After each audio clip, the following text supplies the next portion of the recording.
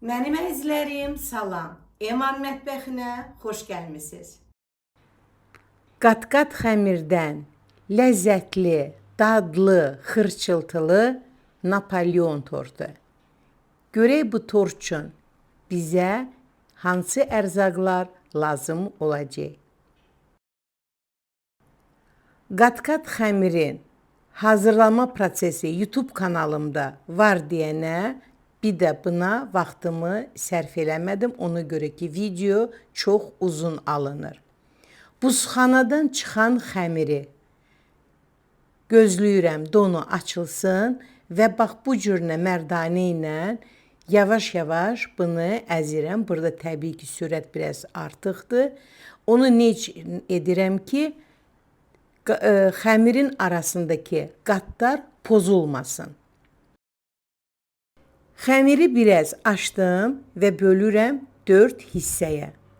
Bunları təzədən sonra mən yayacağım. Tortum 4 bucaq olacaq deyənə mən bugünkü çəmbərlə işləyəcəm. 25-in 25-ə. Unu çox olmadan, çox ehtiyatla mən hissənin birini yayıram. Çalışın un çox olmasın və mütləq əlinizdə oxlof yox, mərdanə olmalıdır. Yəni katalka. Yayılmış xəmirin qalınlığı təxmini 2 milli olmalıdır. Ne çünki qat-qat xəmirdir, sobada bişən zaman çox və çox şişir. Bu cür yoxlayıram. Qat-qat xəmirlərin bir xüsusiyyəti var. Sobada bişəndə yığılırlar.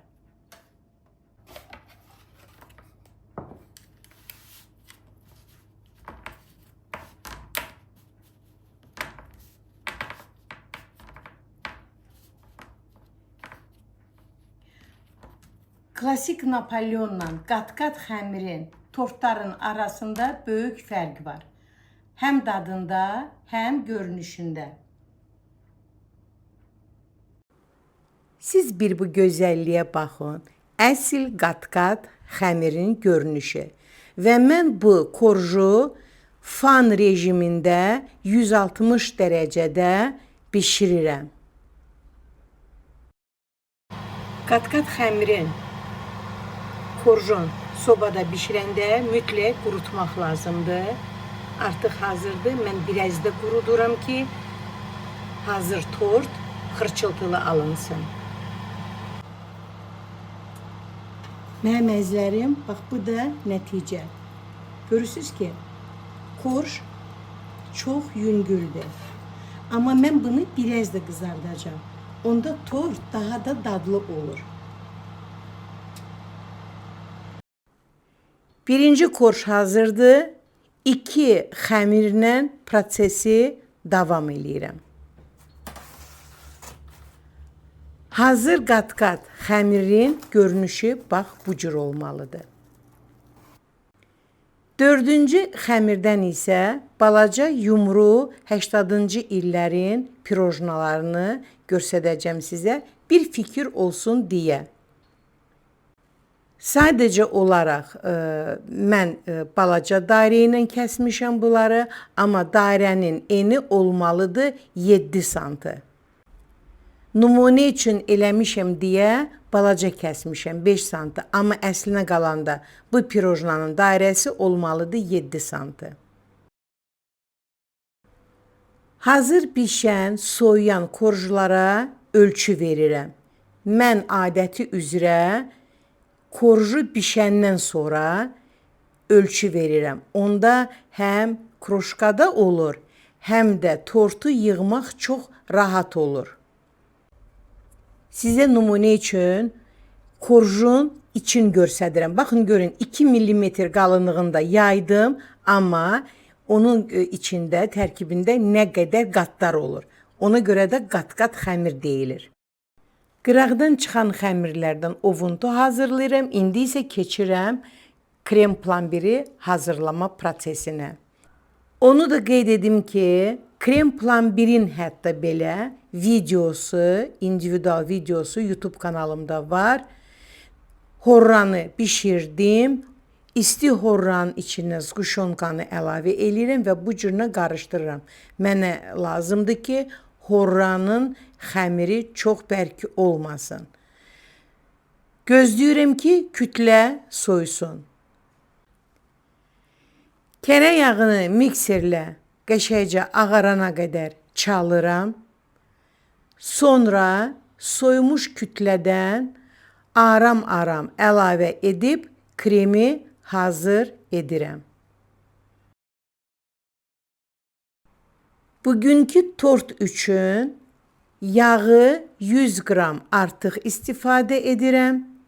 Məməzlərim, mən xoşlamıram. Klasik Napoleonun tortu ya qat-qat xəmirin tortu xəmir kimi olsun. Mən xoşlayıram ki, bu tortlar xırçıltılı olsun. Tortun xırçıltılı olmağından ötəri krem bərk olmalıdır. Krem hazır oldu. Korjlar soyub və mən yavaş-yavaş tortu yığıram.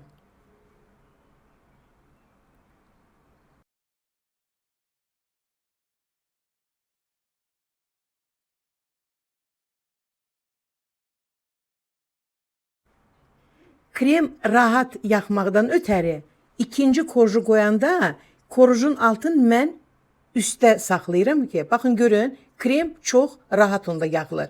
Ona görə ki, qat-qat xəmirdir ya klasik Napoleon korju biraz neyrah olur.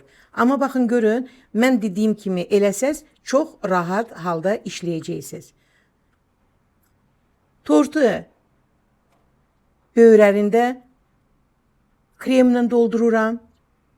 Dadlı korjlar, dadlı krem, inanılmaz bir dad çıxır ortaya. Siz də hazırlasaz, peşman olmarsınız və bugünkü tortu sırf sizin istəyinizlə hazırladım. Ona görə ki, neçə dəfə xanımlar deyib ki, Emma xanım, nə olar, qat-qat xəmirdən də Napoleon tortu eləyin. Buyurun, bu da sizin istəyinizlə mən bu tortu hazırladım. Və fikir olsun deyə həmin xəmirdən 80-cı illərdə pirojnalar olurdu. İnanınız ki, çox dadlıydı və onu da hazırladım. Hər şey sizin üçündür. Baxın, yararlanın.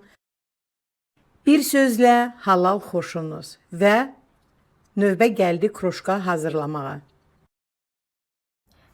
Mən sizə bir şey göstərmək istəyirəm. Deməli, baxın görün. Əslinə qalanda qat-qat xəmirin yuxası korju yanı. Bax bu cürünə gözəl qurumalıdır. Tam qurutmayanda belə içi xəmir qala bilər. Sıra gəldi tortu bəzəməyə. Bütün gözəl kroşkalayıram şpatel köməkliyi ilə. Diqqətlə baxın, çalışın. Sizin də əlinizin altında şpateli olsun. Bax, eynən mən elədiyim kimi siz eləsiniz. İnanınız ki, hətta tortu bəzəyəndə siz artıq özünüzü professional usta kimi hiss eləyəcəksiniz. Bax, belə düppədüz gözəl. Azərbaycanlılarda bir deyim var. Deyilir ki, adam elədiyin tərifləməz. Allaha and olsun tərifləyirəm. Bəh, bəh, bəh. Tort deyili, həyatdır.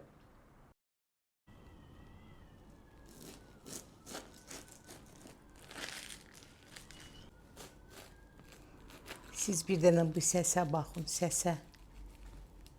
Ona görə ki, korjlar sobada bişəndə mən çox gözəl bunları qurutmuşam.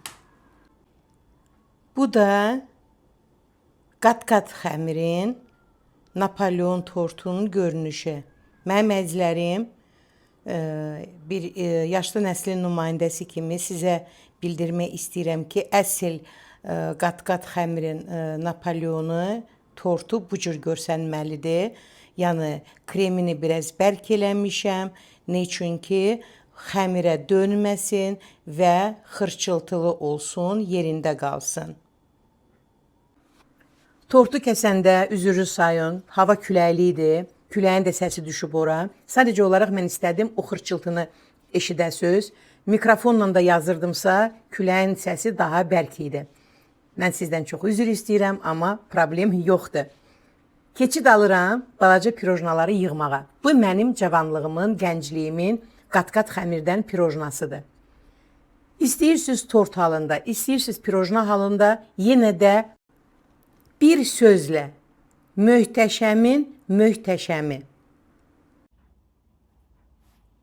Dəqiq ölçülər, ləziz taamlar, maraqlı videolar. Kimin kanalında? Elmira Qadirovanın YouTube kanalında.